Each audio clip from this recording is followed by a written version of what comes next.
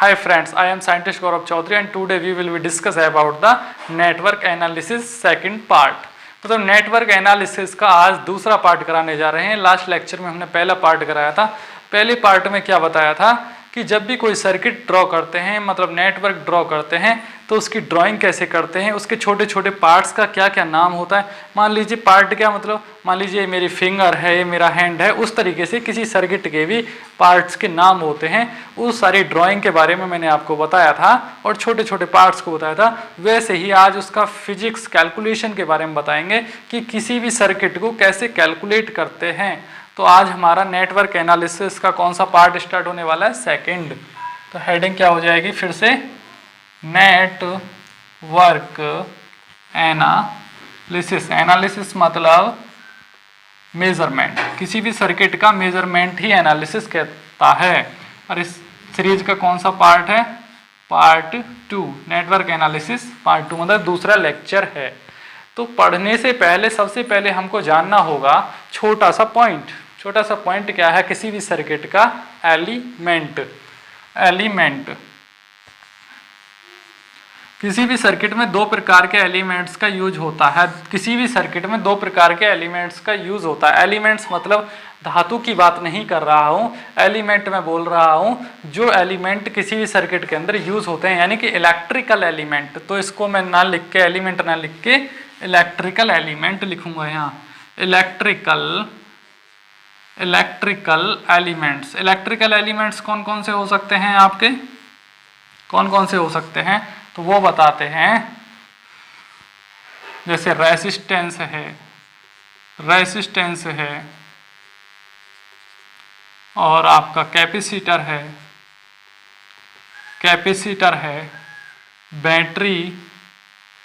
Battery है, wires हैं, inductor है, डायोड है और ट्रांजिस्टर। ये सभी क्या हैं, इलेक्ट्रिकल एलिमेंट्स। मतलब किसी भी सर्किट के छोटे छोटे तत्व हैं। इन्हीं सभी चीज़ों से मिलकर कोई सर्किट तैयार होता है। मान लीजिए एग्जांपल के लिए मोबाइल का चार्जर है तो उसके अंदर रेसिस्टर भी लगे मिलेंगे, डायोड भी मिलेगा, छोटा सा एक ट्रांसफार्मर भी होगा, साथ में ट्रांजिस्टर भी होगा। मतलब सारे के सारे डिवाइस, छोटे छोटे वायर्स भी होंगे। सभी चीज़ों का कॉम्बिनेशन एक नेटवर्क कहलाता है। नेटवर्क को ही सर्किट बोलते हैं। उसी डिवाइस का एक नाम रख दिया जाता है। इसी एक नेटवर्क बनाया, उसको डिब्बी में पैक कर दिया और उसी का नाम क्या रख दिया हमने, चार्जर। और वो ही क्या करने लगता है, मोबाइल को चार्ज। कुछ भी नहीं है, इलेक्ट्रिकल एलिमेंट्स का एक कॉम्बिनेशन ही क्या कहलाता है, कोई डिवाइस का नाम दे दिया जाता है। जैसे कि अब हम पढ़ेंगे एलिमेंट कितने टाइप के होते हैं, एलिमेंट कितने प्रकार के होते हैं, दो। पहले होते हैं एक्टिव एलिमेंट और दूसरे होते हैं पैसिव एलिमेंट। तो जैसे कि हमने देखा इलेक्ट्रिकल एलिमेंट दो प्रकार के होते हैं। तो पहले क्या होते हैं, एक्टिव, पहले वाले क्या होते हैं, एक्टिव एलिमेंट्स, और दूसरे होते हैं पैसिव एलिमेंट्स। एक्टिव एलिमेंट बोले तो एक्टिव एलिमेंट वह एलिमेंट होते हैं जो कि खुद से इलेक्ट्रिकल एनर्जी प्रोवाइड करा पाए किसी सर्किट में। तो ऐसा एक दो ही एलिमेंट है जो एक्टिव एलिमेंट है, which can supply electrical energy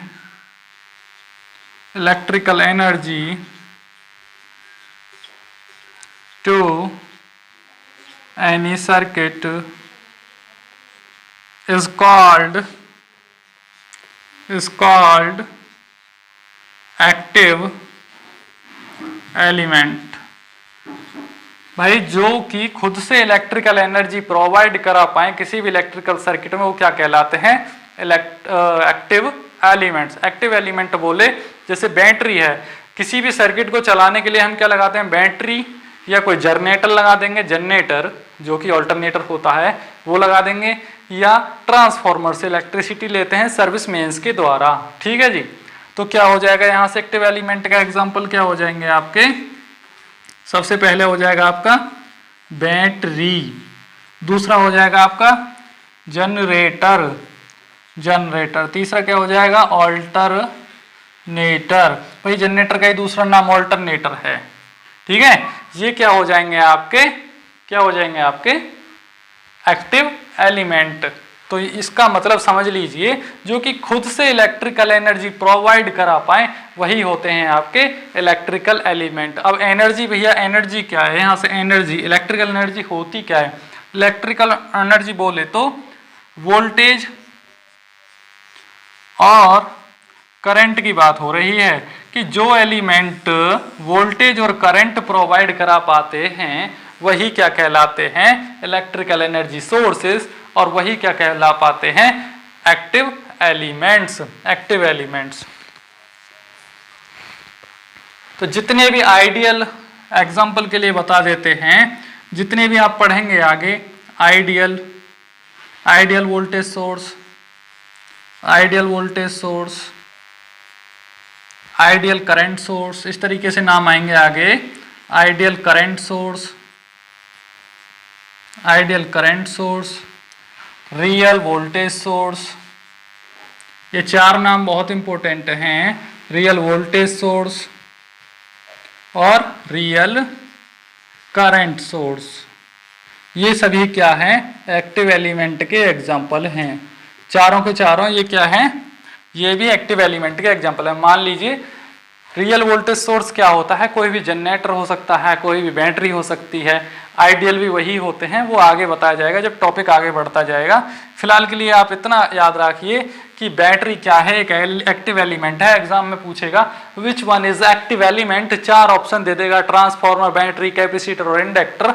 आपको बैटरी पे टच करना है। वैसे ही ये भी एक्टिव एलिमेंट है और अल्टरनेटर भी क्या है? एक एक्टिव एलिमेंट है। आइडियल वोल्टेज सोर्स भी एक्टिव एलिमेंट होते हैं, आइडियल करंट सोर्स भी। रियल वोल्टेज सोर्स और रियल करंट सोर्स भी क्या होते हैं? आपके एक्टिव एलिमेंट। अब दूसरे आते हैं आपके पैसिव एलिमेंट। अब इसको रफ करके पैसिव एलिमेंट पे बात करते हैं। दूसरा पॉइंट आपका क्या आ जाएगा यहाँ से? Passive elements. पैसिव एलिमेंट बोले तो पैसिव एलिमेंट्स, भैया एलिमेंट कभी धातु, मतलब धातु से बनी हुई चीज ही तो है। जितने भी रेसिस्टेंस है, चाहे कैपेसिटर है, ये सब धातु से बने हैं, इसलिए इनका नाम भी एलिमेंट ही रख दिया जाता है। ठीक है जी। एलिमेंट में तत्व। Which receive electrical energy from active elements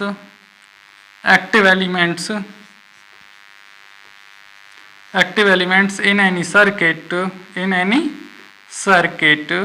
या नेटवर्क भी बोल सकते हैं यहाँ सर्किट को।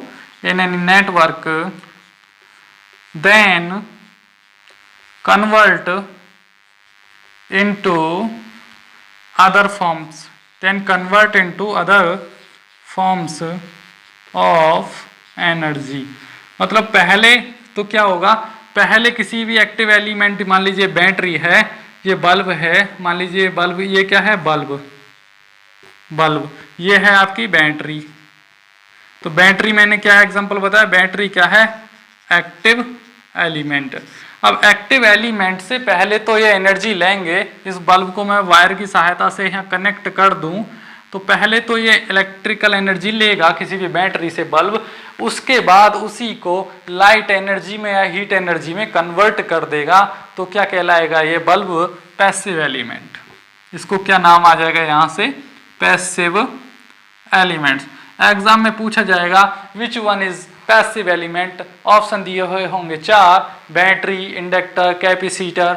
जो आपको राइट लगे वो आपको लगाना है। अब मैं उसके एग्जाम्पल बता देता हूँ। पैसिव एलिमेंट के एग्जाम्पल क्या आते हैं यहाँ से? पैसिव एलिमेंट के कैपेसिटर। भैया कैपेसिटर, वैसे तो इसको छोटी बैटरी भी बोला जाता है, लेकिन यह है पैसिव एलिमेंट ही, कभी कंफ्यूज नहीं होना है। इंडक्टर, रेसिस्टर, यानी रेसिस्टेंस की बात कर रहा हूँ भैया, रेसिस्टर इसका दूसरा नाम है।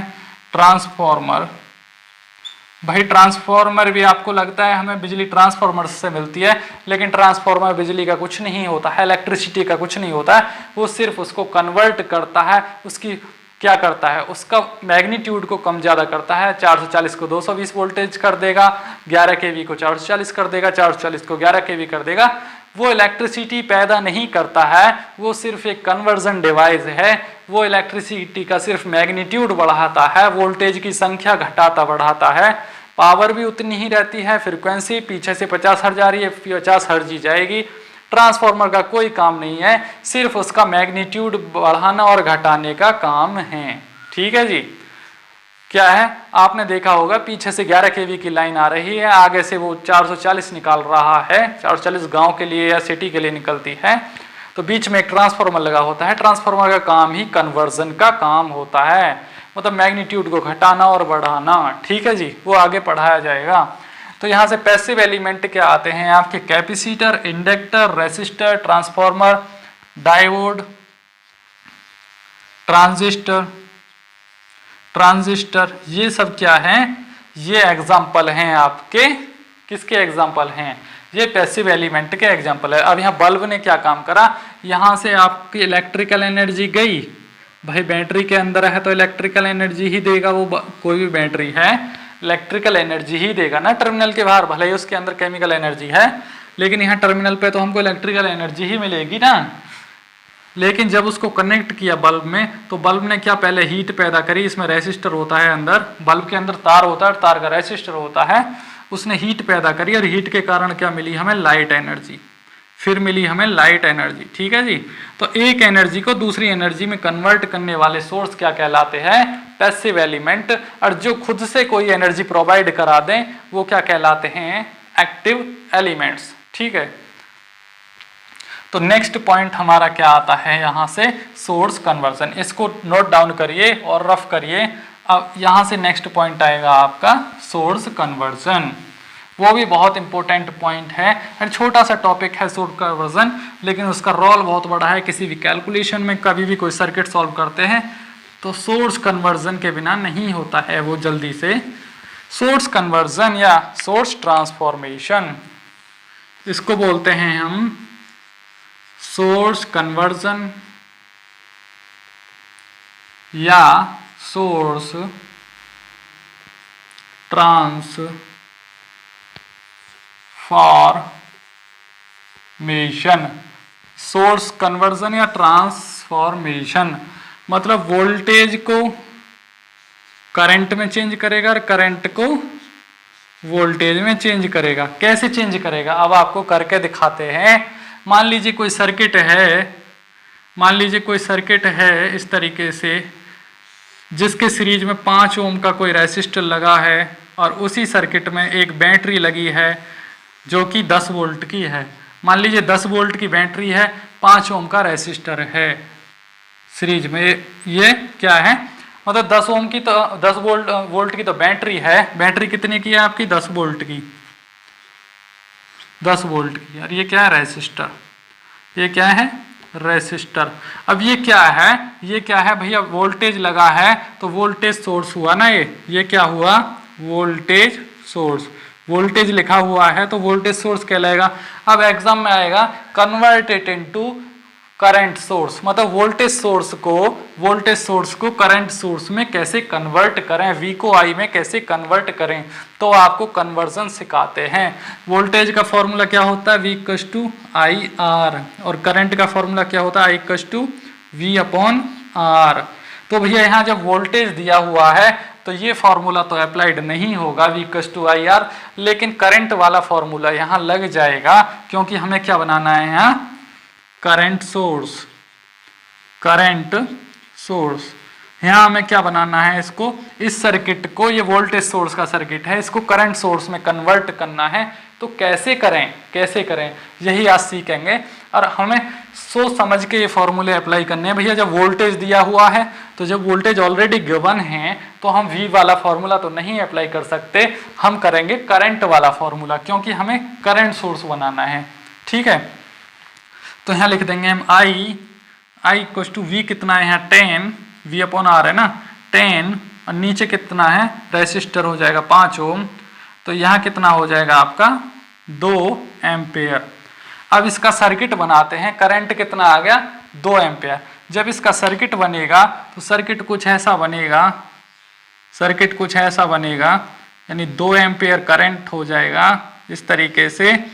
और जो ये 5 ओम का रेसिस्टर था यह पैरेलल में आ गया।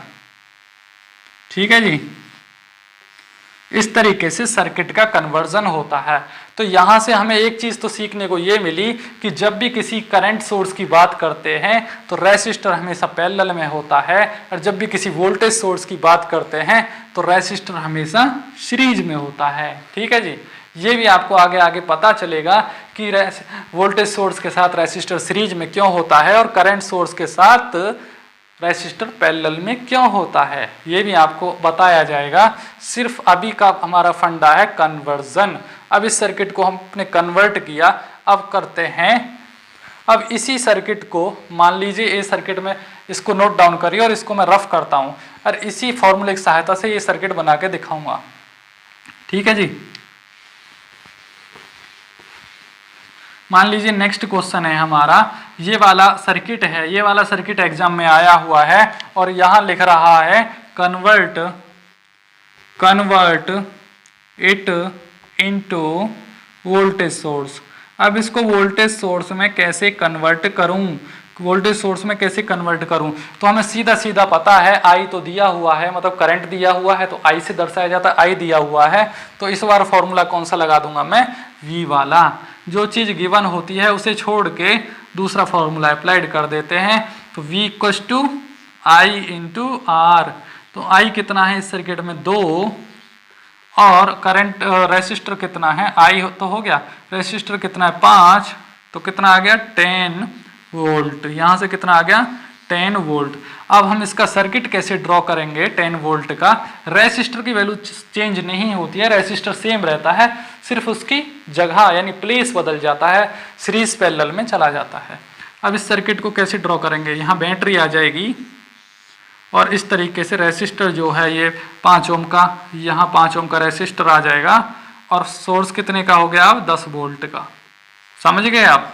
तो इस तरीके से कन्वर्जन होता है वोल्टेज सोर्स का करंट सोर्स में और करंट सोर्स का वोल्टेज सोर्स में। कभी भी करंट सोर्स का दर्शाना है तो करंट सोर्स का सिंबल ये होता है, इस तरीके से दर्शाया जाता है, इस तरीके से ये एरो हमेशा ऊपर की तरफ होगा, करंट सोर्स को इस तरीके से दर्शाया जाता है, और जब भी वोल्टेज सोर्स को दर्शाएंगे तो इस तरीके से एक छोटी डंडी यानी एक छोटा एक बड़ा, ये प्लस ये माइनस, इस तरीके से दर्शाया जाता है। तो ये क्या हो गया आपका वोल्टेज, वोल्टेज का सिंबल, वोल्टेज सोर्स का सिंबल सोर्स का, और ये करंट सोर्स सिंबल, यानी दोनों के अलग अलग सिंबल हैं। कभी भी एग्जाम में दिया हुआ होगा करंट सोर्स का सिंबल ये होगा, और कभी भी सर्किट दे देता है बहुत बड़ा सर्किट, अब बना के दिखाता हूँ और कन्वर्ट भी करके दिखाऊंगा मैं आपको कैसे। सर्किट दे देगा इस तरीके से भैया, ये 2 एम्पेयर, ये रेसिस्टर, ये रेसिस्टर, ये रेसिस्टर, ये रेसिस्टर, और इस तरीके से बड़ा सा सर्किट दे देगा। आपको सबसे पहले क्या करना है, इस करंट सोर्स को वोल्टेज सोर्स बना लो। कौन सा फॉर्मूला लगाएंगे, V equals to I R लगाएंगे। आई तो ये हो गया 2, और यहाँ से रेसिस्टेंस सॉल्व करके, यहाँ से रेसिस्टेंस सॉल्व कैसे करेंगे, मान लीजिए ये रेसिस्टेंस 2 ओम का है, ये 3 ओम का है, ये 4 ओम का है, ये 2 ओम का है, यानी कि 4 रेसिस्टेंस हैं। तो सीधी सी बात पता है, ये इतने रेसिस्टेंस तो सीरीज में हैं, 3 और 4 7 और 2 9, यानी कि अब हो गया 2 ओम और 9 ओम के दो रेसिस्टेंस, ये पैरेलल का सिंबल है, पैरेलल का सिंबल है। 2 का और 9 ओम का रेसिस्टर जो है पैरेलल में हो गया है, यानी कि 2 3 4 7 और 2 9, यानी कि यहाँ से इतना रेसिस्टेंस तो सीरीज हो गया ना यहाँ से। जब ये यहाँ से आएगा तो पैरेलल में हो जाएगा, तो कितना हो गया 9 दूनी 18 और 9 और 2 11, यहाँ से 11/9, 11/18, इस तरीके से 18 दूना 36, 36/11, तो 3.333 कुछ आ जाएगा। ये करके देख लेना कैलकुलेशन में, थोड़ा टाइम नहीं है इसलिए शॉर्टकट बता रहा हूँ। तो इस तरीके से आप कर सकते हैं। यहाँ करंट कितना था 2 एम्पेयर, तो वोल्टेज कितना आ रहा है, यहाँ से वोल्टेज आ रहा है यहाँ से 3 वोल्ट। इस तरीके से आप सर्किट के कैलकुलेशन कर सकते हैं एग्जाम में। सोर्स कन्वर्जन मैंने आपको सिखाया है, ठीक है जी। अब नेक्स्ट एक सर्किट और बना के दिखाता हूँ सोर्स कन्वर्जन का, ताकि आप कंफ्यूज नहीं हो। सबसे पहले आप उसका सिंबल याद रखिए। अब मैं एक सर्किट बनाऊंगा, आपको सिर्फ पहचानना है। ये हो गया सर्किट, ये हो गया, इसमें एक रेसिस्टर लगा हुआ है 5 ओम का और 20 वोल्ट 20। अब यहाँ भैया V लिखें या I लिखें, तो हमें पहचानना है ये क्या है, वोल्टेज सोर्स है तो यहाँ V आएगा, और ये क्या है, सर्किट। भाई सर्किट ही तो है, भले ही कितने ही रेसिस्टर जोड़ दो। अब आगे दूसरा एक न्यूमेरिकल बनाता हूँ, उसमें क्या है आपका, यहाँ 5 लिखा है और ये क्या है, रेसिस्टेंस, ये 10 ओम का रेसिस्टेंस है। इस तरीके से अब यहाँ A लिखूँ या V लिखूँ, तो सीधा सीधा हमें पता है करंट सोर्स का सिंबल है, तो यहाँ आ जाएगा A, यानी 5 एम्पियर। अब इनको सॉल्व करते हैं। इस वोल्टेज सोर्स को करंट सोर्स बनाता हूँ और इसको वोल्टेज सोर्स बनाता हूँ। Convert into current source. भाई ये तो अपने दिमाग से पता चल जाएगा क्या करना है हमें, सर्किट को देखते ही। अरे ये कन्वर्ट होगा वोल्टेज सोर्स में, वोल्टेज में, ठीक है, शॉर्टकट लिख दिया, कन्वर्ट वोल्टेज, ठीक है, वोल्टेज सोर्स में। तो इसको कैसे करेंगे, सीधा सीधा I वाला फॉर्मूला लगा देंगे, I = V/R। तो V कितना है यहाँ, 20 और रेसिस्टर कितना है 5, तो यहाँ आ गया 4 एम्पेयर। तो इसका सर्किट कैसा बनेगा, सर्किट भी बना देते हैं इस तरीके से। ये और यहाँ पैरेलल में आ जाएगा ये रेसिस्टर जो इसका था। ये रेसिस्टर कितने ओम का था, 5 ओम का रेसिस्टर अब पैरेलल में आ गया। यानी कि जब भी वोल्टेज सोर्स के करंट सोर्स में जाएगा तो उसका रेसिस्टर की सिचुएशन बदल जाएगी, वो पैरेलल में आ जाएगा। अब मान लीजिए ये पैरेलल वाला हमें किस में करना है, करंट वाला वोल्टेज में, तो उसका रेसिस्टर, सॉरी ये गलत बना दिया है, इसका जो रेसिस्टर है पैरेलल में होगा, क्योंकि ये क्या है, एक करंट सोर्स, ये क्या है, एक करंट सोर्स। अब यह करंट सोर्स का रेसिस्टर हमेशा किस में होता है, पैरेलल में। अब इस सर्किट को सॉल्व करते हैं, किस में चेंज करेंगे हम इसको, वोल्टेज सोर्स में। तो जब I दे रखा है ऑलरेडी, तो क्या लगेंगे, V = IR फॉर्मूला। तो I कितना है हमारा 5 और रेसिस्टर कितना है 10, तो यहाँ से कितना हो जाएगा 50 एम्पेयर। तो सर्किट कैसा बनेगा अब इसका, 50 वोल्ट आएगा, यहाँ से 50 वोल्ट। तो सर्किट कैसा बनेगा, फाइनली सर्किट ऐसा बनेगा, ये इस तरीके से सीरीज में आ जाएगा, 10 ओम का रेसिस्टर और ये सर्किट हो गया आपका 50 वोल्ट हो गया, ये हो गया 50 वोल्ट। तो इस तरीके से आप सोर्स कन्वर्जन बहुत ही आसानी से कर सकते हैं। तो नेक्स्ट पॉइंट आता है हमारा आइडियल और रियल वोल्टेज सोर्सेस पर। हाँ, एक बात और बता दूं कि इनमें ये सीरीज और पैरेलल में रेसिस्टेंस क्यों होते हैं, सीरीज और पैरेलल में ही क्यों होते हैं रेसिस्टेंसेस, क्यों होते हैं भैया। जब भी सीरीज की बात करते हैं तो समान कौन होता है, करंट। सीरीज सर्किट में करंट समान होता है और पैरेलल सर्किट में समान कौन होता है, वोल्टेज, ठीक है। जब भी हम वोल्टेज की बात करेंगे तो रेसिस्टर किस में आएगा, सीरीज में, क्योंकि चलो वो आगे बताता हूँ, वो कंफ्यूजन वाला टॉपिक है, बोर हो जाओगे। तो नेक्स्ट पॉइंट है हमारा क्या, सोर्स होते हैं, सोर्स मतलब क्या समझते हैं, विच कैन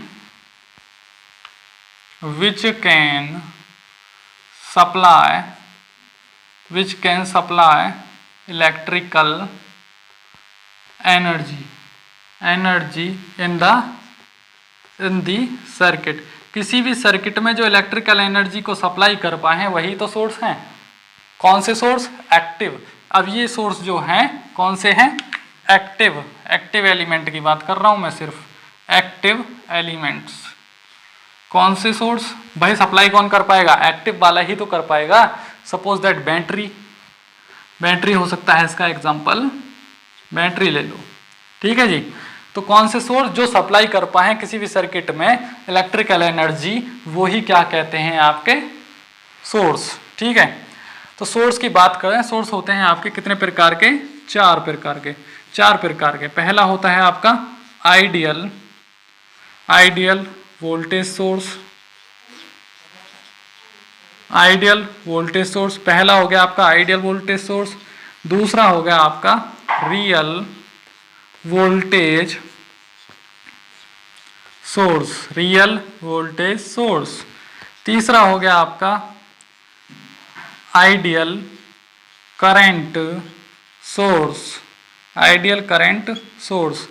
चौथा हो गया आपका रियल करंट सोर्स। अब आप कंफ्यूज हो रहे होंगे, यार ये बार बार आइडियल और रियल शब्द क्यों आ रहा है।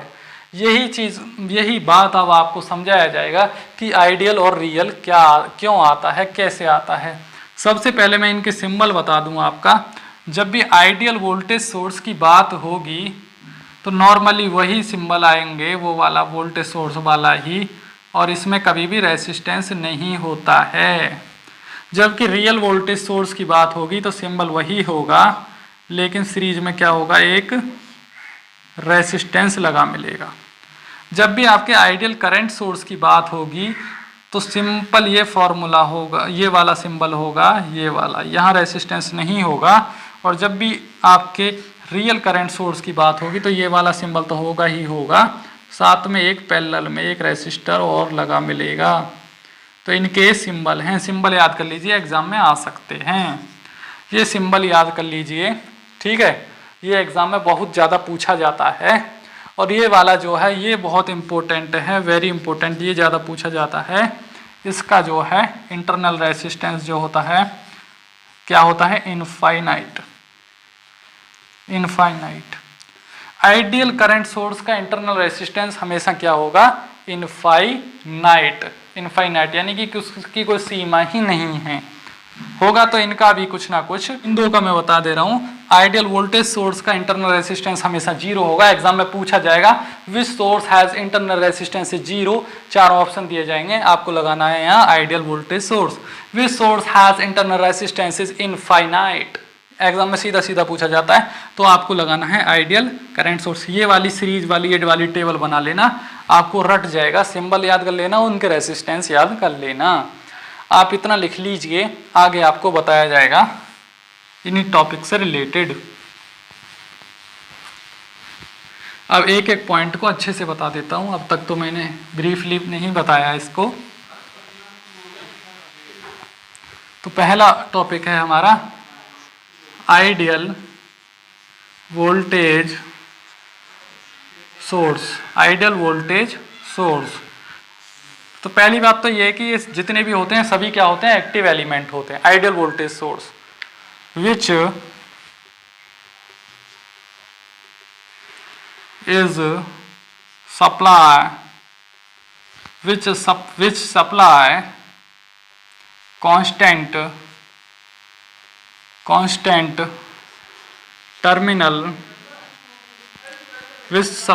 constant terminal voltage no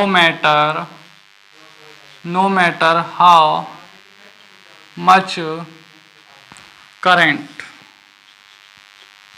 drawn by the circuit।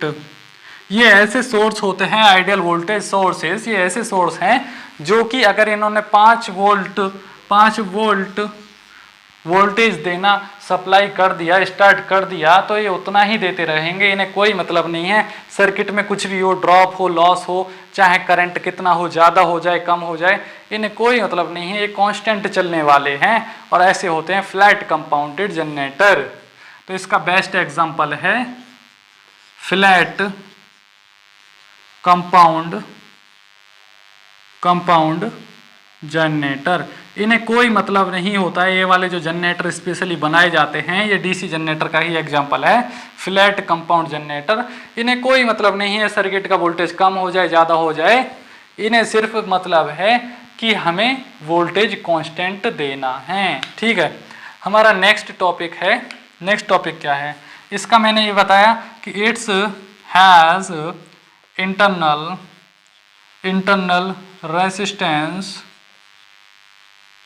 Is zero. इसका इंटरनल रेसिस्टेंस क्या होता है? जीरो। और इसका सिंबल मैं आपको बता दूं, इस तरीके से इसका सिंबल होता है, नॉर्मली वोल्टेज सोर्स की तरह ही इसका सिंबल होता है। ठीक जी। नेक्स्ट आपका आता है real current source.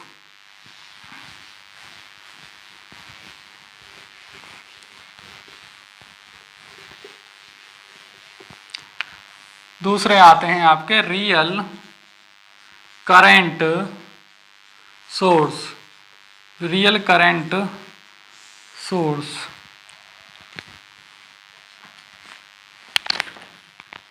Real current source always, real current source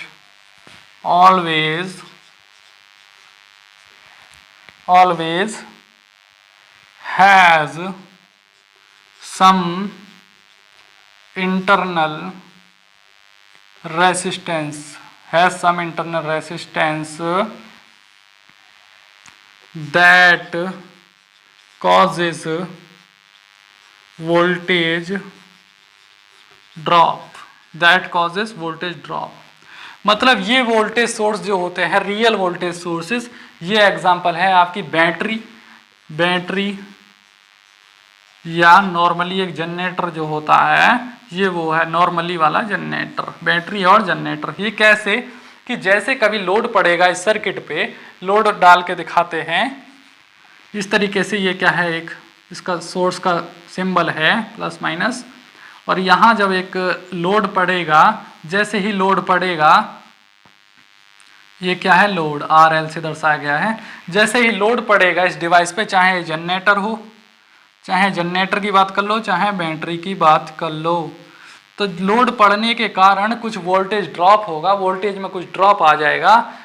इसीलिए इनको क्या बोला गया? Real voltage. और रियली में यही यूज़ होते हैं आपके घरों में या सिटी में, कहीं भी इंडस्ट्री में ले लो, रियल वोल्टेज सोर्स का यूज बहुत ज़्यादा है। जबकि आइडियल वोल्टेज सोर्स का यूज़ उतना नहीं है, क्योंकि उन्हें भाई कोई मतलब ही नहीं है, चाहे करंट कम हो या ज़्यादा हो, वो एकदम समान चलने वाले हैं।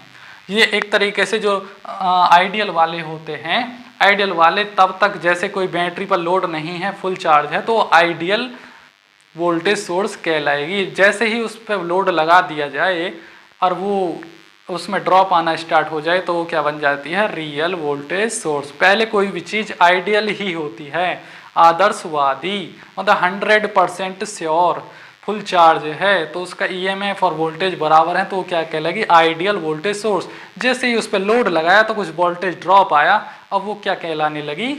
भाई लोड लगाया तो रेसिस्टर लगाया ना, ये रेसिस्टेंस तो अपने हाथ में है लगाना और हटाना। लोड लगाया तो रेसिस्टेंस लग गया, लोड हट गया तो रेसिस्टेंस हट गई। ठीक है जी, ये अपने हाथ की बात है। होता तो यही है बैटरी तो बैटरी ही है, तो यही इनके डिफरेंस हैं। वैसे ही करंट सोर्स की बात करें तो वो मैं लिखवाऊंगा नहीं। करंट सोर्स, अगर आइडियल करंट सोर्स की बात करें तो उसमें भी यही है, जब तक कोई बैटरी पे करंट देती है ना बैटरी, तो जब तक उस पर लोड ना लगे वो आइडियल है, और जैसे ही लोड लगा दिया जाए वो रियल हो जाती है। और कुछ स्पेशली डिवाइस बनाए जाते हैं, जैसे फ्लैट कंपाउंड जनरेटर है, उसका मतलब ही ये है कि रियल वोल्टेज देना। ठीक है, कुछ ऐसे डिवाइस होते हैं जैसे करंट सोर्स, उन्हें सिर्फ करंट, कांस्टेंट करंट ही प्रोवाइड करना है। वो सब पढ़ाया जाएगा जब आपका AC सर्किट पढ़ाए जाएंगे। वो छोटे छोटे पॉइंट्स हैं, अच्छे से समझाया जाएगा कि एक्टिव पावर और रिएक्टिव पावर पढ़ाए जाएंगे, तब बताया जाएगा। फिलहाल के लिए जितना मैंने पढ़ाया उसका उतना लर्न कर लीजिए। ठीक है, 2 टॉपिक और रह गए हैं आपके, क्या? आइडियल करंट सोर्स और रियल करंट सोर्स।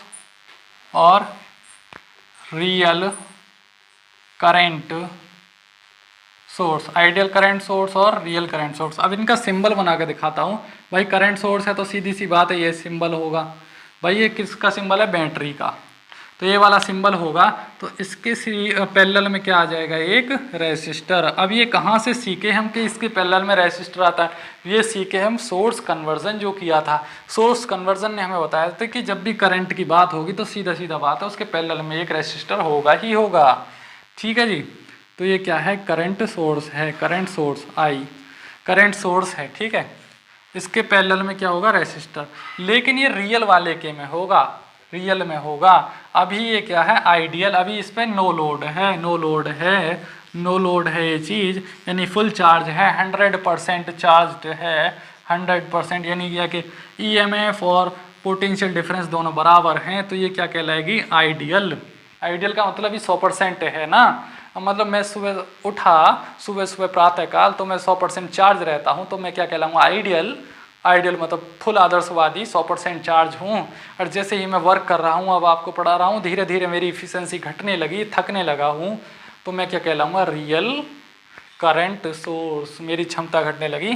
तो इसका सिंबल क्या हो जाएगा यहाँ से, इस तरीके से,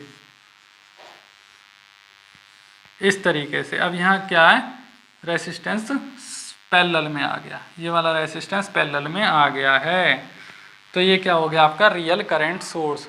अब ये जो होता है आइडियल करंट सोर्स, इसका internal resistance, it has internal resistance infinite, infinite, इसका इंटरनल रेसिस्टेंस क्या होता है, इनफाइनाइट होता है, ठीक है जी। और इसका भी कुछ होता है, इसका सम होता है, इंटरनल रेसिस्टेंस, इंटरनल रेसिस्टेंस इसका कुछ होता है, अब ये पता नहीं, सम यानी कुछ तो होता है, कुछ होता है, लेकिन उसका कंफर्म पता नहीं है कितना होता है। जैसे लोड डलेगा उस हिसाब से इसका तय किया जाता है, डिपेंड होता है लोड पे। तो इसका लिख देते हैं, it's internal resistance depends upon load. जैसे लोड डलेगा वैसे इसका इंटरनल रेसिस्टेंस निर्धारित होता है, लेकिन इनका कंफर्म है कि इनका इनफाइनाइट ही होगा, ठीक है। अब आता है नेक्स्ट पॉइंट हमारा, नेटवर्क थ्योरम्स। तो वो भी आपको जल्दी से बता देते हैं फास्टली वे में, ये तो आपको समझा ही दिया है भाई। डेफिनेशन सबकी सेम है भैया, आइडियल वाला है तो कांस्टेंट की बात कर रहे हैं, लिख लेना अपने आप। जहां मैंने वोल्टेज वाली डेफिनेशन से लिखवाई थी ना, यानी आइडियल वोल्टेज सोर्स, उसमें करंट लिख देना, हो जाएगी डेफिनेशन। नेटवर्क थ्योरम्स, भैया थ्योरम क्या है, थ्योरम्स बात करते हैं। थ्योरम्स कुछ नहीं है, किसी सर्किट को सॉल्व करने के लिए लॉ यूज किए जाते हैं, जैसे ओम्स लॉ, वैसे ही थ्योरम होती हैं, यानी लॉ का ही दूसरा नाम क्या रख दिया, थोड़ा मॉडर्न करके, थ्योरम। नेटवर्क क्या होता है, सर्किट, यानी सर्किट को सॉल्व करने के लिए रूल बनाया, उसी को क्या कहलाया, नेटवर्क थ्योरम्स। अब थ्योरम्स कितने प्रकार की हैं, तो सबसे पहली जो थ्योरम है यहाँ से, Maxwell mesh current method, Maxwell mesh current method. दूसरी है आपकी यहाँ से नोडल एनालिसिस, यानी कि नोडल एनालिसिस में KCL का यूज होता है, ठीक है। तीसरी है आपकी सुपरपोजिशन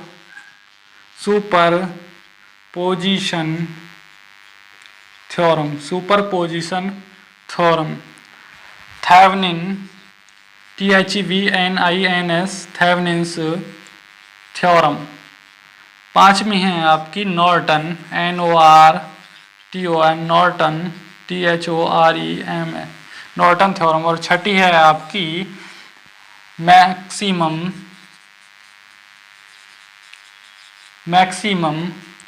पावर ट्रांसफर थ्योरम, ठीक है जी, शॉर्टकट लिखे दे रहा हूँ।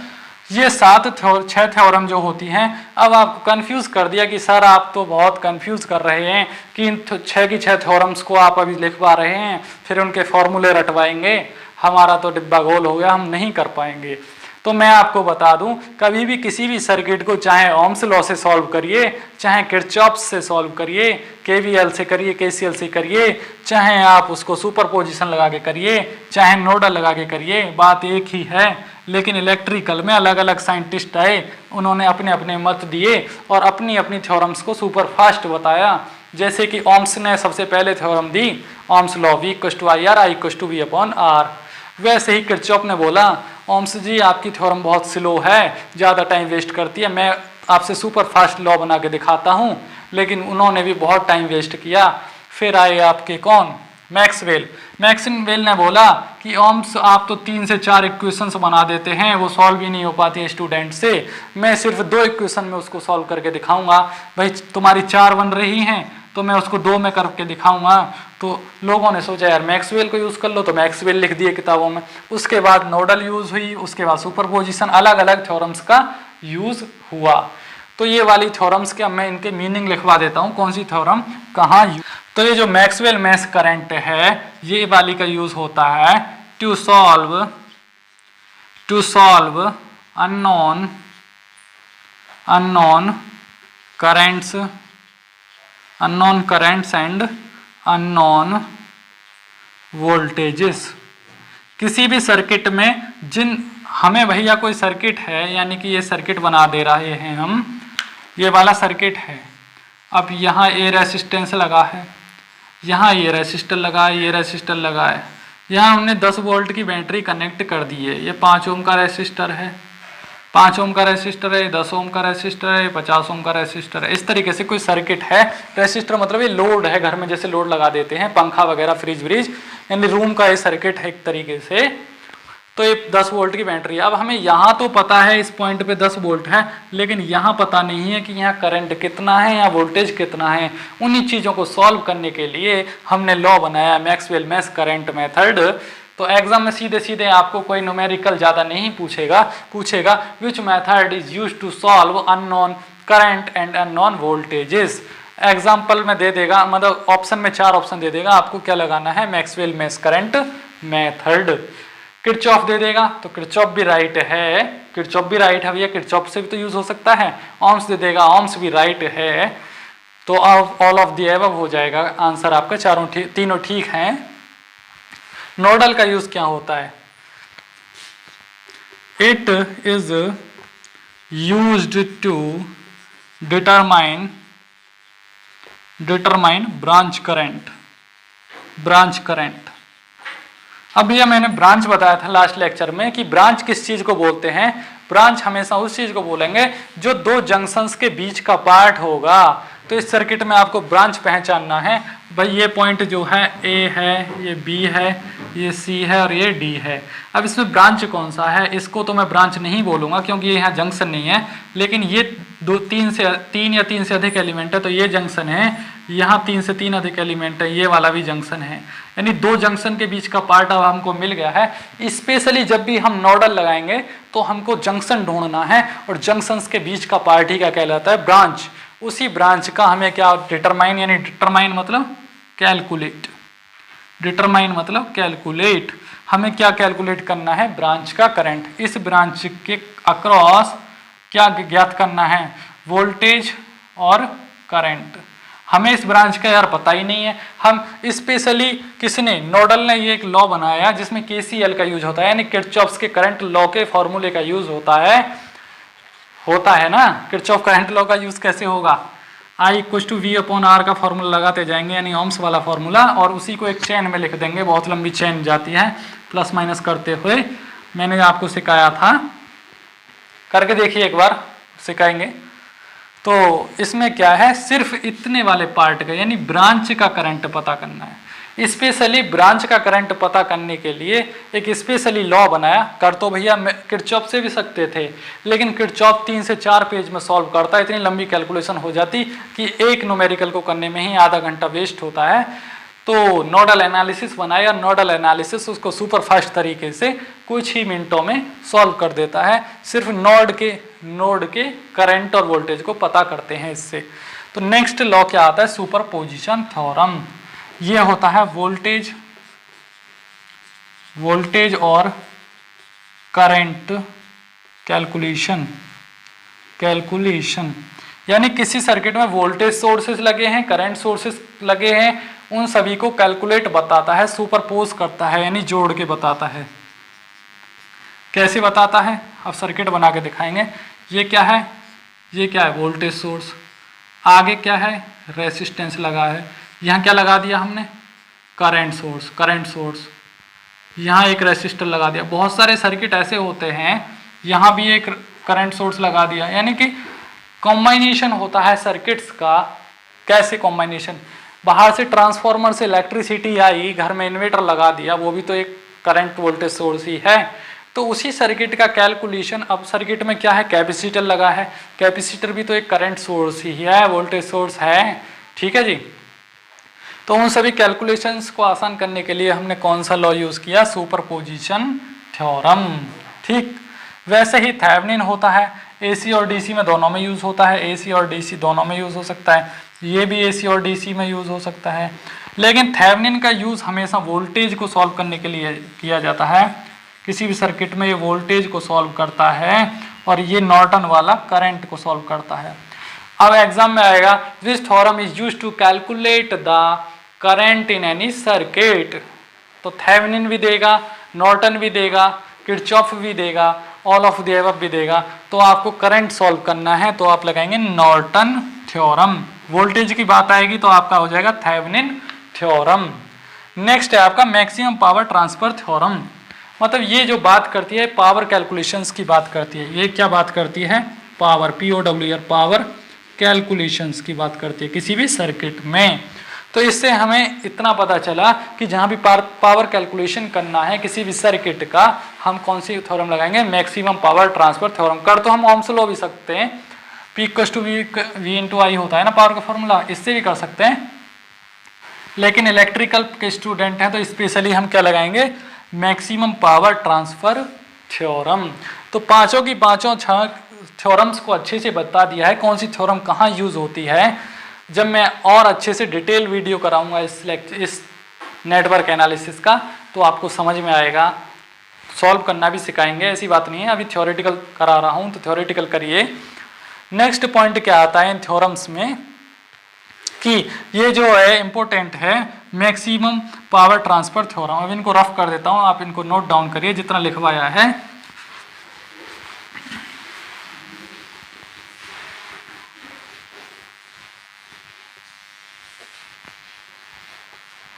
ये क्या है, मैक्सिमम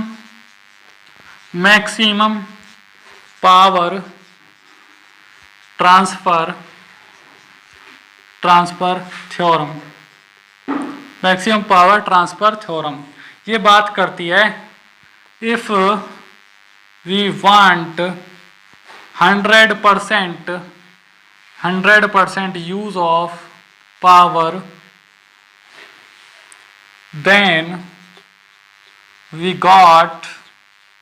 then we get 50% और लो इफिशिएंसी। मतलब अगर किसी सर्किट की 100% ऊर्जा को आप लगाओगे तो उसकी इफिशिएंसी घट के हो जाएगी 50%। मतलब कभी भी किसी सर्किट की ताकत को इतना ज़्यादा एकदम यूज मत करिए 100 की 100% कि वो लॉस करने लग जाए। मतलब कोई भी इंसान है, उसको रन कराना है रोड पे, अगर पूरी ताकत से दौड़ेगा एक साथ तो ज़्यादा नहीं दौड़ पाएगा, उसमें क्या होगा, लॉस। उसकी इफिशिएंसी जो है, मान लीजिए वो डेली 5 किलोमीटर दौड़ता है, 1 किलोमीटर दौड़ता है, वो उस दिन 1 किलोमीटर भी नहीं दौड़ पाएगा जिस दिन 100% इफिशिएंसी यूज़ करेंगे। इसलिए कोई भी रनर या कोई भी बैटरी थोड़ा थोड़ा इफिशिएंसी से यूज़ की जाती है, 100% यूज़ नहीं करते हैं, धीरे धीरे दौड़ता है, तभी वो लॉन्ग ड्राइव कर पाता है। यानी लॉन्ग ड्राइव यूज़ करिए, ना कि उसको 100% इफिशिएंसी पर यूज़ करिए। 100% कभी भी यूज़ मत करिए। मान लीजिए कोई जनरेटर 440 वोल्ट पैदा कर रहा है तो इसमें लॉस होगा, भाई इफिशिएंसी 440 ही यूज़ कर रहे हैं, आपको वहाँ मुश्किल से 410 वोल्ट ही मिलेगा लॉस होने के कारण। तो कभी भी किसी भी चीज़ को, चाहे इलेक्ट्रिकल हो चाहे आपकी बेसिक लाइफ में हो, उससे 100% यूज़ मत करिए, उसे थोड़ा कम करिए ताकि उसकी इफिशिएंसी 100 के करिए। इफिशिएंसी होनी चाहिए 100%, लेकिन घट के 100% यूज़ करने से कितनी होगी, 50% और उससे भी कम जा सकती है। अब इसका इंपॉर्टेंट बता दिया है मैक्सिमम पावर ट्रांसफर थ्योरम। एक पॉइंट था नोडल एनालिसिस। नोडल एनालिसिस भाई और तो मैंने सब बता दिया है। Nodal analysis, nodal analysis theorem थी ना एक दूसरी वाली, जो दूसरी तीसरी जो थ्योरम थी आपने लिखा है नोडल एनालिसिस। नोडल का मतलब क्या है, ये किसी रेफरेंस नोड की बात करता है। It is used a reference node. अब नोड क्या है भैया, नोडल एनालिसिस किसकी बात करती थी, ब्रांच करंट को सॉल्व करने की बात करती थी। तो ये बी क्या है, एक नोड है, नोड भी है और जंक्शन भी है। तो इस नोड पे ही तो सॉल्व कर रहा है, इस बी पे ही तो सॉल्व कर रहा है, बी और डी पे। तो ये रेफरेंस नोड पे सॉल्व करता है, रेफरेंस नोड की बात करती है ये नोडल एनालिसिस, इसलिए इसके नाम में आ गया नोड। ठीक है जी। तो 6 की 6 थ्योरम आपको क्लियर हुई। अगर किसी को डाउट है, देखिए मैंने न्यूमेरिकल नहीं समझाया है, मैंने सिर्फ उसका थ्योरेटिकल पोर्शन समझाया है जितना एग्जाम में पूछा जाता है थ्योरी से रिलेटेड। अब जितना मैंने बताया है उससे आपके ऑप्शंस आएंगे, वीके मेहता सॉल्व करिए चाहे जेबी गुप्ता सॉल्व करिए, उसमें मिल जाएंगे। जब मैं इनके न्यूमेरिकल लगवाऊंगा तो 1 से 1.5 घंटे के लेक्चर में ख़त्म नहीं हो पाएगा ये चैप्टर। तो thank you so much for watching this video.